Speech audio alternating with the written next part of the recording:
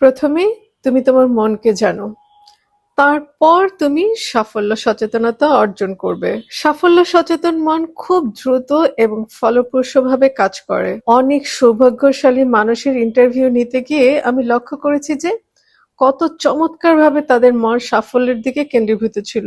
এদের মধ্যে অনেকেই উচ্চশিক্ষিত, কেউ কেউ আবার হেনরি ফোর্ডের মতো যারা স্কুলের শিক্ষাও ভালোভাবে গ্রহণ করেননি। প্রধানত শিক্ষার অভাব, যথেষ্ট পরিমাণ মেধা না থাকলেও তারা সার্থকভাবে চলবার শক্তি লাভ করেছিলেন। তাদের মনকে সকল বাধা বিঘ্ন দূর করে লক্ষ্যে পৌঁছে দেওয়ার জন্য কৃতিত্ব কার? এর উত্তর হলো সেসব ব্যক্তিদের সাফল্য সচেতনতা। প্রথমে তুমি তোমার মনকে জানো, তারপর তুমি সাফল্য সচেতনতা অর্জন করবে। হেনরি ফোর্ড প্রথমে আয়ত্ত করেন ভালোভাবে কিছু করার আর্ট, এবং তারপর সাফল্য সচেতন মন দিয়ে আরো এগিয়ে চলেন। তিনি নিশ্চিত হন যে তার গাড়িগুলো দেশের সর্বত্র বেশ ভালোভাবে বিক্রি হচ্ছে।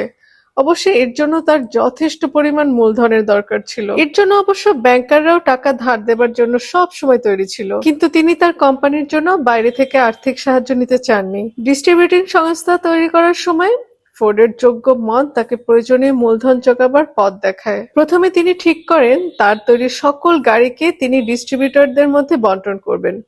তিনি স্পষ্টই জানিয়ে দিলেন প্রত্যেক ডিস্ট্রিবিউটরকে একটি নির্দিষ্ট সংখ্যক গাড়ি নিতে হবে এবং গাড়ি ডেলিভারি দেওয়ার আগেই কিছু টাকা নগদে তাকে অগ্রিম দিতে হবে। এই পরিকল্পনা প্রতিটি ডিস্ট্রিবিউটরের মনে ধরল এবং তারা ফোর্ডের অংশীদার হয়ে উঠল।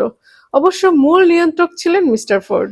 ফলে তার কর্তৃত্বকে ক্ষুণ্ণ না করেই তার ব্যবসার টাকা জোগাড় হয়ে গেল। আর এই পরিকল্পনা তার ডিলারদের প্রত্যেকটি গাড়ি বিক্রির জন্য ইনসেনটিভ এনে দিল। স্বাধীন ব্যবসা হলেও তারা প্রত্যেকেই একই ইনসেনটিভ পেতেন। পৃথিবীকে সর্বপ্রথম এরোপ্লেন উপহার দিয়েছিলেন অরভিল ও উইলবার রাইট নামক দুইজন বাইসাইকেল মেকানিক। তাদের মনে যে রেখাপাত করেছিল সেটাই তাদের প্রথম উইন্ড টানেল করার হেতু ছিল। গোপন উইং টিপ কন্ট্রোল, যেটা কেউ কখনো চিন্তা পর্যন্ত করেননি।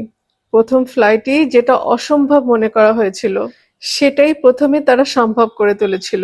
তবে প্রথমে তারা নিজেদের মনের উপর নিয়ন্ত্রণ এনেছিল, তারপর সাফল্য সচেতনতা দ্বারা পরিচালিত হয়েছিল। আচ্ছা, আজকের পৃথিবী কি আলাদা? হয়তো কোনো কোনো ক্ষেত্রে স্মৃতিশক্তি ধরে রাখার যন্ত্র যা সাধারণ মানুষ কম্পিউটার হিসেবে ব্যবহার করে।